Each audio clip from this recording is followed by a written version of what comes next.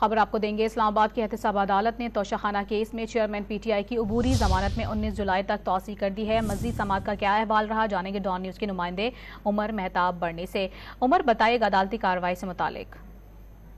جی دیکھیں، سابق وزیر اعظم کے خلاف 190 ملین پاؤنڈ سکینڈل اور توشہ خانہ کیس کی سماعت احتساب عدالت کے جج محمد بشیر نے کی۔ دوران سماعت چیئرمین پی ٹی آئی عدالت میں پیش نہ ہوئے اور ان کی جانب سے حاضری سے استثناء کی درخواست دائر کی گئی۔